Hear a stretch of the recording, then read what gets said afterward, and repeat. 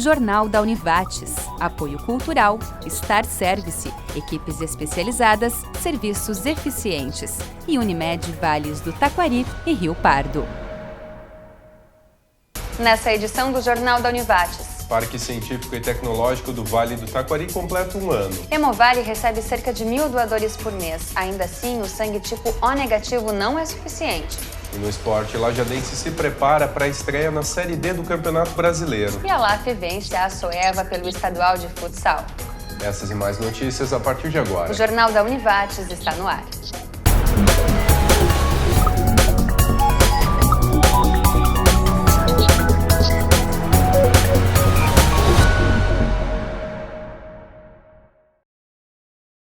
Boa noite. Boa noite. Servidores do Instituto Nacional do Seguro Social, o INSS, paralisaram atividades nesta terça-feira, em diversas partes do Brasil. Na região, aderiram ao Movimento Nacional de Reposição Salarial os funcionários das agências de Lajeado, Estrela, Encantado, Taquari e Teutônia. Eles se concentraram em frente à Previdência Social em Lajeado. Com exceção da agência de Encantado, que teve participação parcial hoje, não houve assistência às pessoas que precisaram de algum serviço no INSS da região.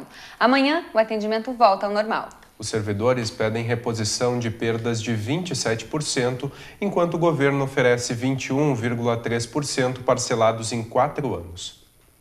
No mês de junho, o Parque Científico e Tecnológico da Univates completou um ano. 23 milhões de reais foram investidos no Tecnovates, 5.200 metros quadrados de área construída, espaço para pesquisa e desenvolvimento de projetos inovadores nas áreas de produção de alimentos, geração de energia e proteção ao meio ambiente. Laboratórios de pesquisa, salas para setor administrativo e gestão de processos. Em um ano, 80% da área do Tecnovates já está ocupada. Já temos pelo menos 7 ou 8 projetos de pesquisa, ou seja, empresas que estão desenvolvendo novos produtos nos nossos laboratórios e na nossa estrutura.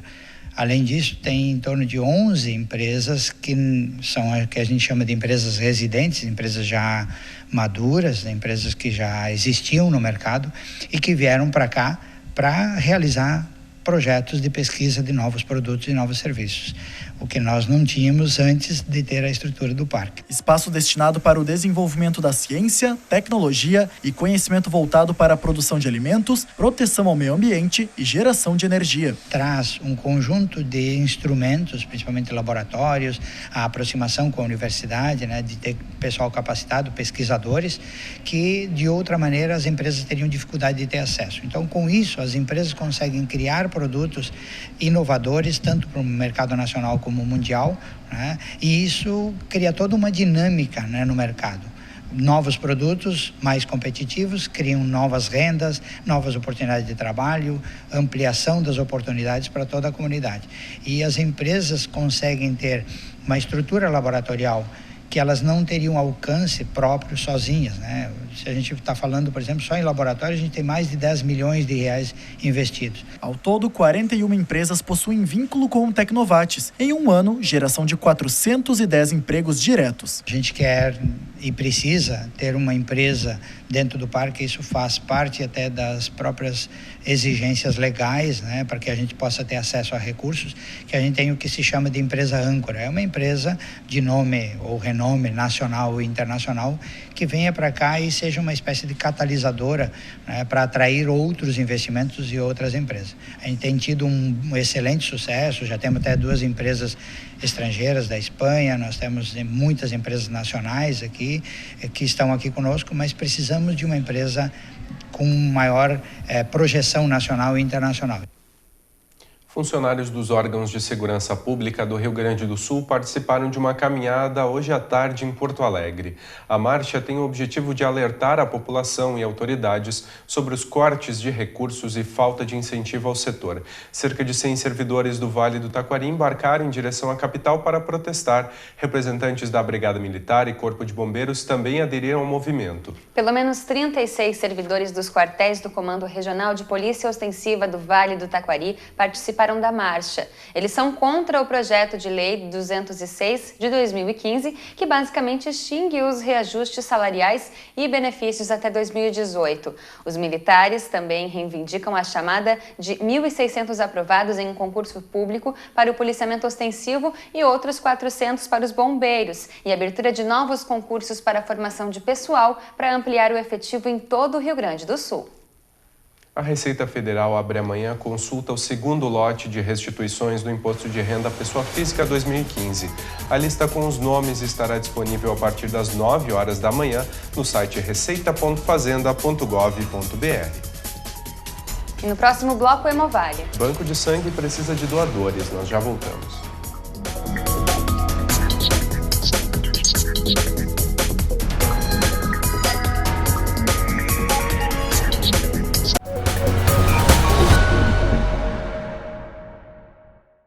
A inclusão da criança com deficiência no ambiente escolar é o tema do comentário de hoje da professora Morgana Domênica. Boa noite, professora.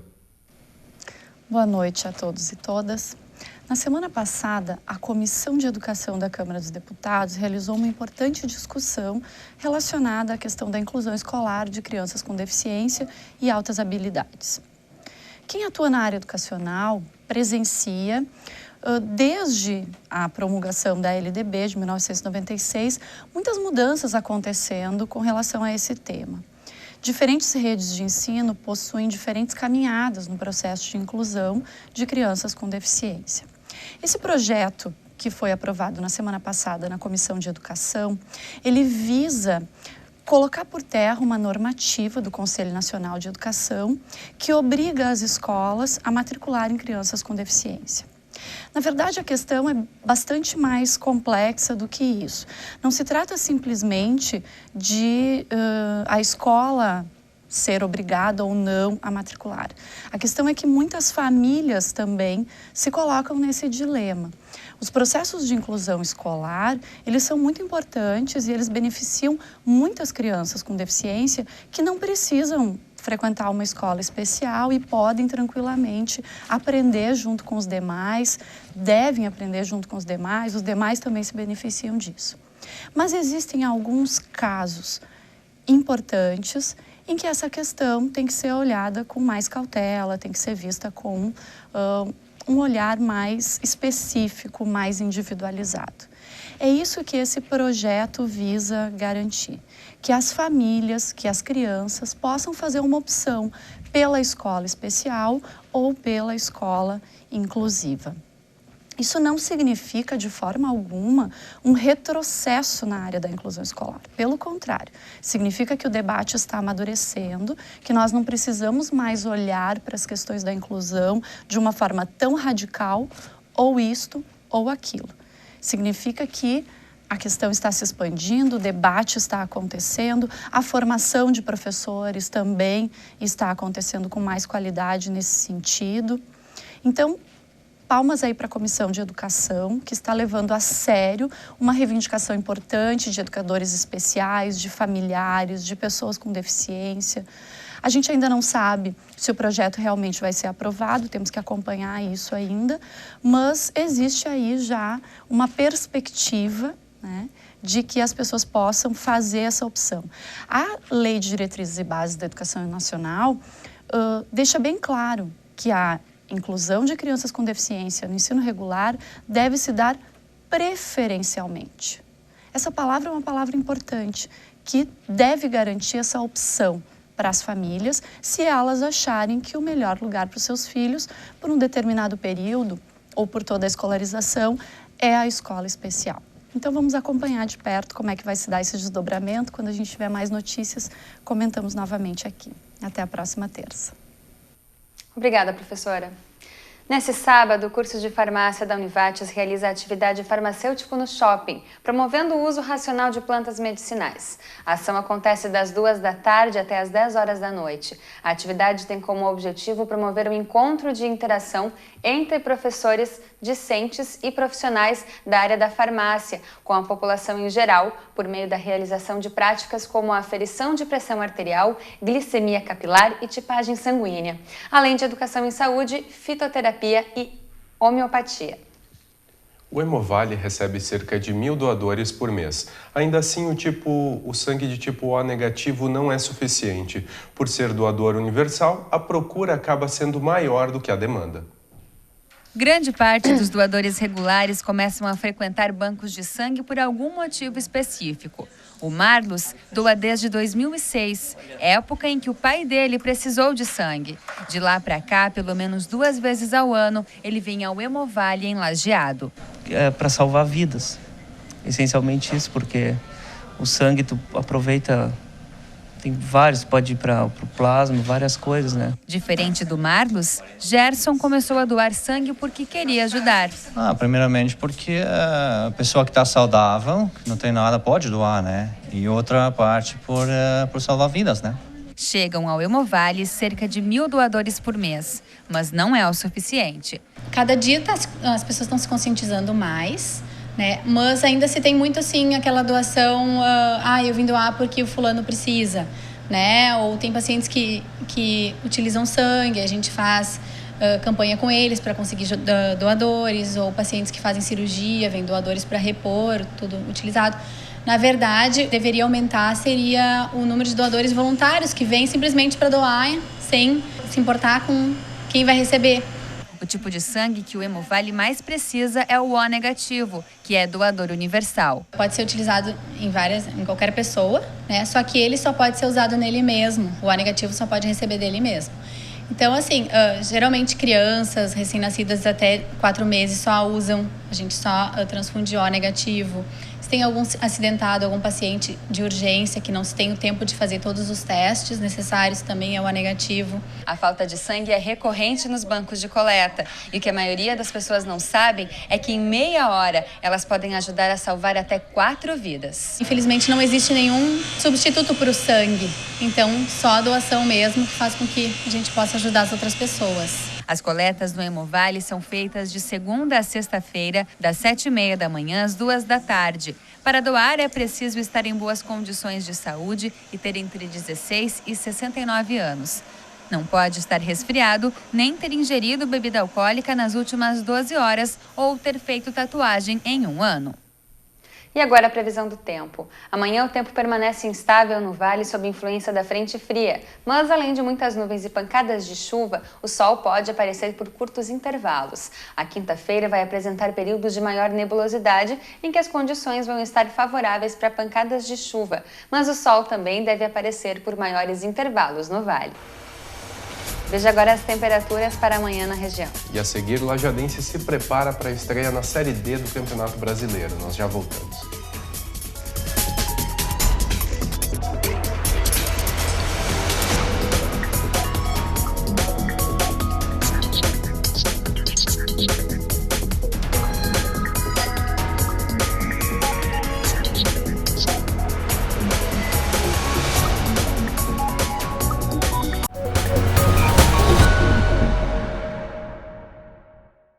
Em reunião da ANVAT, prefeituras da região admitem implantar turno único. A diminuição nos repasses de verbas federais e estaduais às prefeituras causa a prática de medidas que diminuam os gastos. Uma das principais é a implantação do turno único. No Vale do Taquari já reduziram o tempo de expediente as prefeituras de Cruzeiro do Sul, Ilópolis e Boqueirão do Leão. Um levantamento da ANVAT indica que entre 10 e 12 municípios já têm definido que vão implantar turno único. Nos próximos dias, mais municípios devem aderir a essa possibilidade. Entre os municípios que mencionaram a alteração estão Lajeado, Encantado e Marques de Souza. Lajeado projeta também a recuperação de valores que estão em dívida ativa para equilibrar as finanças.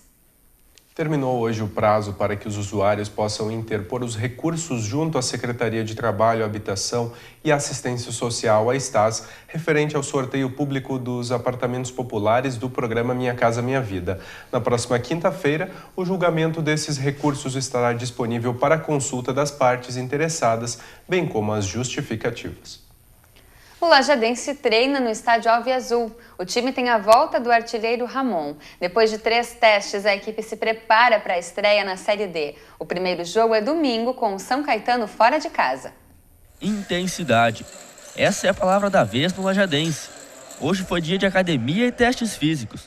Preparação para o estilo de jogo pedido pelo técnico Vink. Ele quer uma equipe com bastante intensidade, né? Então a gente treinou bastante em cima disso, da intensidade, da marcação e contra-ataque. Então nossa equipe já está bastante focada nesse sentido, então acho que a gente vai conseguir fazer uma grande estreia lá contra o São Caetano. O grupo fez 3 testes, derrota por 3-1 para o Juventude, empate sem gols com o time sub-23 do Inter. E no final de semana o Alviazul ficou no 0-0 com a equipe sub-20 do Grêmio. O time que foi bastante mudado do ano passado para cá. As avaliações que nós percebemos é a falta de entrosamento, né? Então, com esses 3 jogos aí deu uma evolução legal e a gente espera aí para sábado, para domingo tá bem entrosado para que a gente venha estrear bem. Deu para avaliar bastante a equipe, a gente com certeza evoluiu bastante.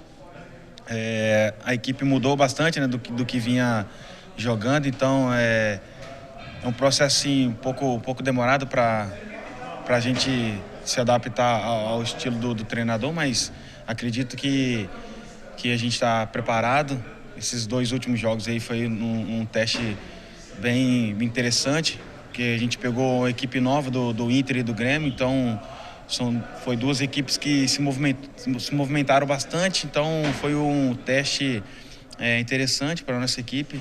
Conseguimos marcar bastante a equipe deles, então eu acredito que teve uma evolução sim, muito grande, e é só o professor nessa semana ajustar os erros que a gente teve, que a gente vai estar 100% para a estreia.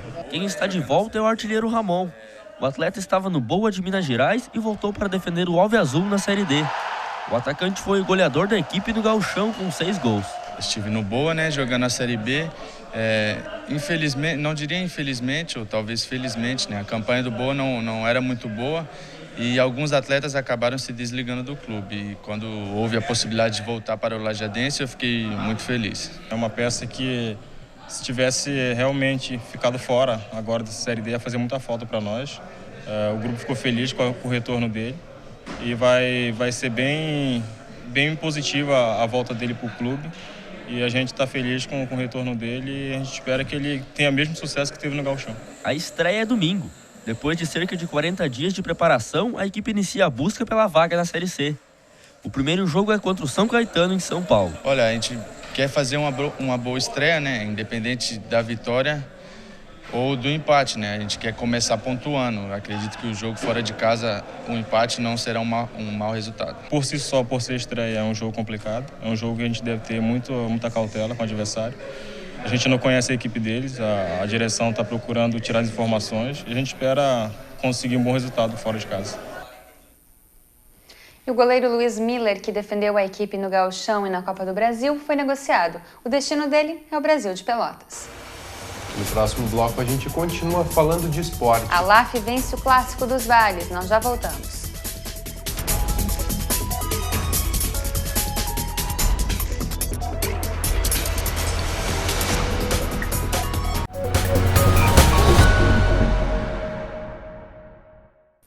Previsto para ocorrer em 24 de julho, às 9 da noite, no Teatro do Centro Cultural Univates, o show Golden Boy 50 anos da Jovem Guarda foi cancelado pela produtora. As pessoas que compraram ingresso na bilheteria do teatro devem solicitar a devolução do valor no mesmo local mediante a apresentação do ingresso. As compras feitas pela internet serão ressarcidas pela Ingresso Rápido por meio de contato com a empresa. Mais informações com o Núcleo de Cultura e Eventos pelo e-mail nucleodecultura@univates.br ou pelo telefone 3714-7000, ramal 5945. A 40ª gincana do Grêmio Estudantil do Colégio Madre Bárbara começa oficialmente amanhã às 6h30 da noite com um desfile de abertura. No mês de junho, acontecerão os jogos das interséries escolares com as modalidades esportivas de natação, vôlei feminino, futsal e o duatlo, uma corrida e pedalada. Na última sexta-feira à noite, as equipes também participaram do Mini Rally. Nada de moleza para a LAF durante a parada na Liga Nacional. Ontem à noite, a equipe de Lajeado conquistou mais 3 pontos no Campeonato Estadual Série Ouro de Futsal. Partida contra a Soeva no Complexo Esportivo da Univates. Vitória magra por 1-0, mas importante para seguir firme na competição. No início da partida, Chico arrisca, de longe, quase abre o placar. O goleiro da LAF defendeu de peito a cobrança de falta. Na bola parada, faltou pontaria para marcar. No toque de bola, a Sueva tenta pela esquerda, Chico defende. No rebote, o visitante tenta pelo meio, mas não passa pela defesa da LAF. De esquerda, Tininho assusta o goleiro adversário. Na roubada de bola, Edson recebe na esquerda e inverte a jogada. Pela direita, faltou pontaria para marcar o gol.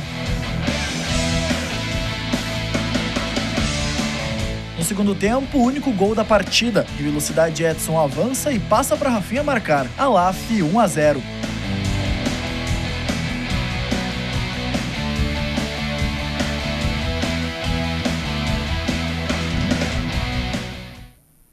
Com a vitória, a LAF chega a 25 pontos e está na 5ª colocação da tabela de classificação. E o Jornal da Univates de hoje fica por aqui. Nós voltamos amanhã à noite a partir das 6h30. Tenha uma boa noite. Obrigada pela companhia e até amanhã.